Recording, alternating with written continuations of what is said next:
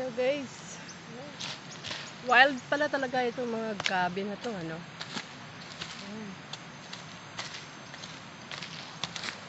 Kasi may bagong tanim dito na hindi na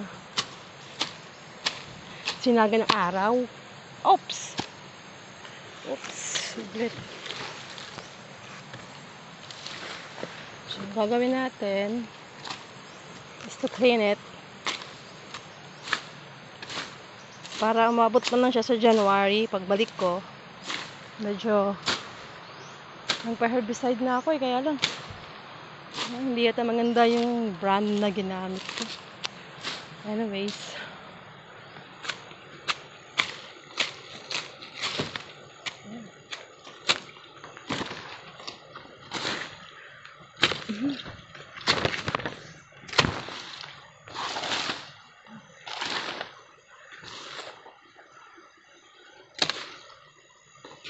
oh, naku po.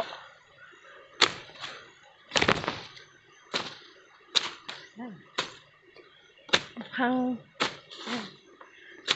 maharapan na ito mamaya.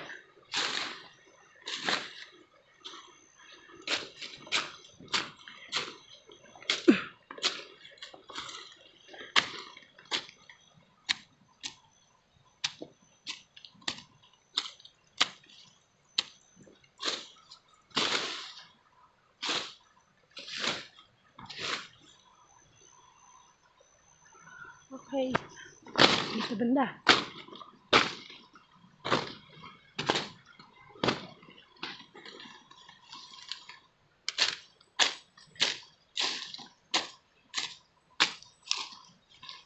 Pwede naman ako mag-sweldo ng tao.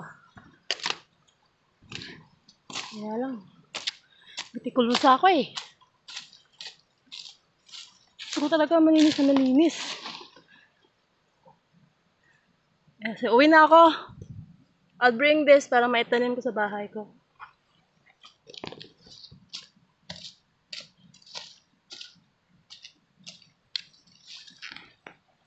This is so cute. Thank you po.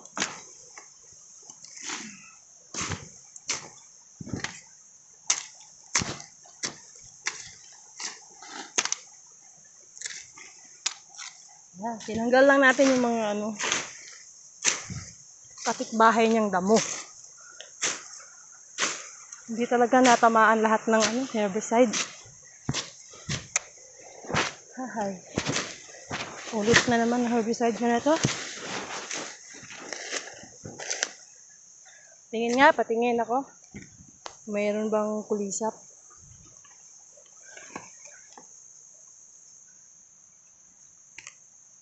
Siguro kasi brown siya eh. Pangit ang dahon niya. Ayun, balo.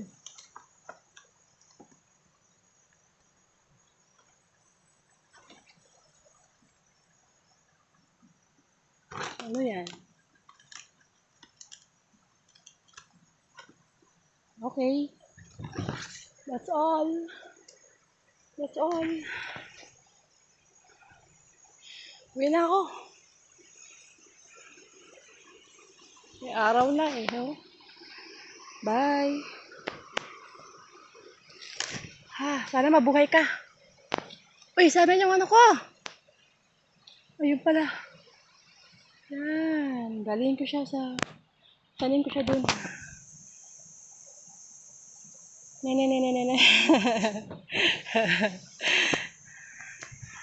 Kaloka ba si auntie? Actually, 33 years akong nawala sa lugar na to eh. Kaya bumabawi ako. 4 years to go itong mga niyog na to. Kaya pinagbubutihan ko talaga sila maintenance.